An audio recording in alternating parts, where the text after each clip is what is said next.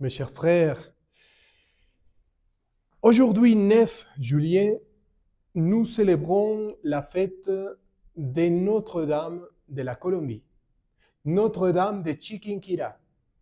C'est une advocation qui, après un miracle qui s'est produit dans le renouvellement d'un tableau, un ancien tableau, dans lequel on ne pouvait plus voir le visage de Notre-Dame, et qui s'est renouvelé d'une manière telle que les tableaux a devenu comme il était quand il venait d'être fait par les peintres. Cette statue, ce tableau a signifié pour nous la compagnie de notre mère, de la Vierge Marie. Et justement, à la Vierge Marie, on demande aujourd'hui, et depuis toujours, la paix.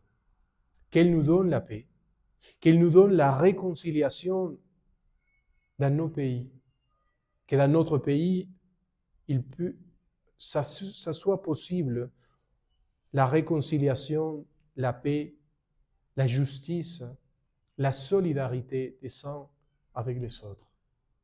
Et voilà. Et aujourd'hui, l'évangile, c'est justement, selon Saint Luc, quand quelqu'un a levé la voix en disant, une dame a levé la voix en disant, joyeuse la mère qui t'a allumée, la mère qui t'a nourrie, elle est joyeuse.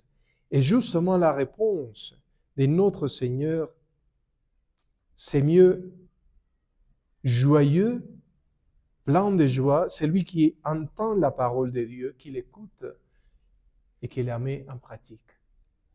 Et quelquefois, on va dire, mais non, il a presque méprisé sa maman. Mais tout au contraire, c'est là qu'il est en train de dire, c'est que sa maman, justement, elle est grande, elle est sainte par son obéissance.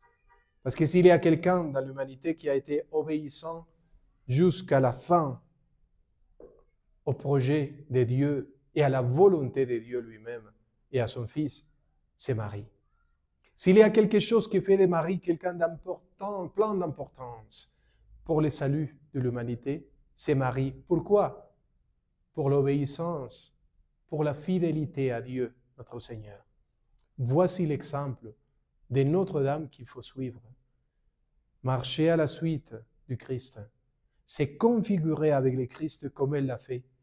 Et surtout, l'obéissance met en pratique la volonté de Dieu tous les jours, dans tous les moments de notre vie, comme elle l'a fait. Que Dieu vous bénisse. Au nom du Père et du Fils et du Saint-Esprit. Amen.